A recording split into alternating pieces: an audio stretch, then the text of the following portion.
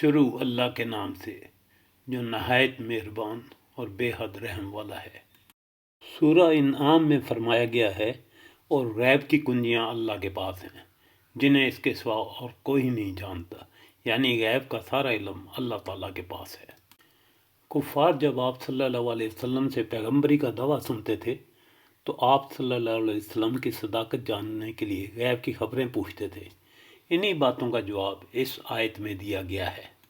اللہ تعالیٰ فرماتا ہے کہ اے محمد صلی اللہ علیہ وسلم ان سے کہو، میں یہ نہیں کہتا کہ میرے پاس اللہ کے خزانے ہیں، نہ میں غیب کا علم رکھتا ہوں، نہ یہ کہتا ہوں کہ میں فرشتہ ہوں۔ میں تو صرف اس وحی کی پیروی کرتا ہوں جو مجھ پر نازل کی جاتی ہے۔ پھر ان سے پوچھو، کیا اندھے اور آنکھوں والے دونوں برابر ہو سکتے ہیں؟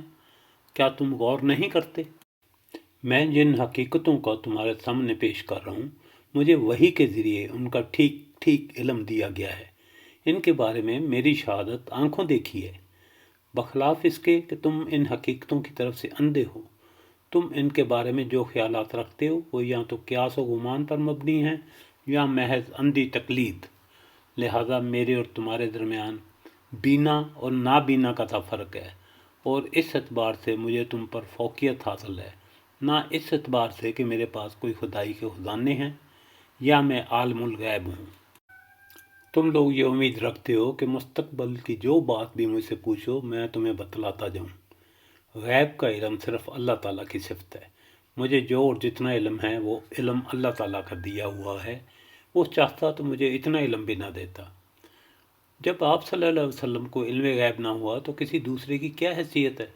جب آپ غیب دان نہیں ٹھہرے تو پھر کوئی فقیر، ولی، عالم، پیر کیسے غیب دان ہو سکتا ہے؟ اور نجومی اور پیش گوئیاں کرنے والے کس کھاتے میں ہیں؟ آپ صلی اللہ علیہ وسلم فرماتے ہیں کہ میں تمہاری طرح کا ایک بشر ہوں، تو تم مجھ سے فرشتوں کی طرح کے کام کا مطالبہ کیوں کرتے ہو؟ میں اپنی خواہش کی پیروی نہیں کرتا۔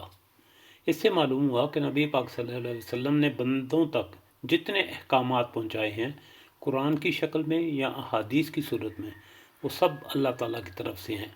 لہٰذا قرآن کی طرح سنت کی پیروی بھی ضروری ہے، بلکہ سنت کے بغیر قرآن کی پیروی ناممکن ہے۔